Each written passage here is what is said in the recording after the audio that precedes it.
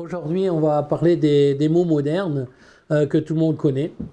Alors, on parlera certainement je parlerai des allergies, des addictions, du stress, donc des pollutions, etc.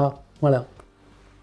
Maintenant, il faut aussi bien penser que quand je travaille sur une personne ou un animal, on rencontre des choses inattendues. La personne est malade, elle souffre, et puis moi je découvre qu'elle a des allergies.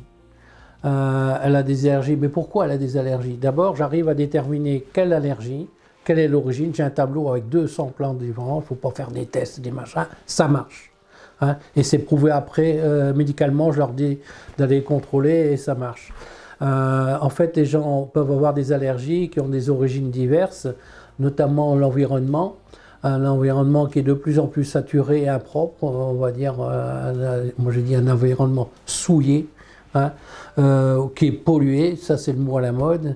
Il n'y a pas que l'eau, il y a l'air, il y a ce qu'on mange, c'est un tout. Et c'est pour ça que c'est important dans mes découvertes de pouvoir faire des nettoyages, protéger la personne. Je leur donne des conseils, par exemple, son environnement. Ben, les gens ici en France, ils y pensent pas assez. Il faut purifier l'air de l'habitat. Et ça, j'en parle sur des vidéos et autres que vous pourrez voir. Il faut purifier l'air, comme le font déjà en Suisse et autres. Il faut aussi se purifier l'intérieur. Les gens, ils soignent la façade, ils soignent l'extérieur, mais ils ne soignent pas assez préventivement l'intérieur. Il faut savoir que nos gens à une époque qui n'est pas si lointaine, ils n'étaient pas pollués comme nous. Et qu'est-ce qu'ils faisaient? Ils se nettoyaient les filtres 2 fois par an. C'est-à-dire à l'automne et au printemps, ils faisaient un nettoyage du foie, des intestins, des reins, etc. Qu'on ne fait plus, on n'a jamais été tant pollué. Et je dis quelquefois, vous soignez mieux votre voiture que vous-même. Quand vous faites la vidange, vous ne changez pas les filtres, et nous, nos filtres à nous. Eh bien, vous voyez, tout ça, ça fait partie de la thérapie. Et il y a des gens qui font des allergies, il y a des problèmes de peau, il y a des problèmes d'insuffisance qui sont au niveau cardiaque et autres, et qui sont tout simplement parce que la personne respire mal, elle oxygène mal son sang. Donc il y a un problème de mauvaise circulation, des problèmes de circulation au niveau du cerveau et des yeux qui perturbent leur fonctionnement. Pris à temps, il y a toujours des remèdes. Et nous, on est complémentaires de la médecine et c'est pour ça qu'on est efficace. En fait, c'est quasiment un des grands mots de ce siècle. C'est le mal-être, c'est le mal-vivre, qu'il soit professionnel, privé ou autre, d'être dans le stress. Dans le temps, on disait se faire de la bile. Hein. C'est très mauvais pour la santé, très mauvais. À moyen voire long terme, ça peut amener des conséquences très graves, même des tumeurs et autres, des dysfonctionnements d'organes, des blocages, etc. Et il faut absolument pouvoir se défaire de ces stress. D'ailleurs, dans notre site internet, il y a une page complète dédiée sur je soigne mes stress. En fait, il ne faut pas rester dans le stress. Hein.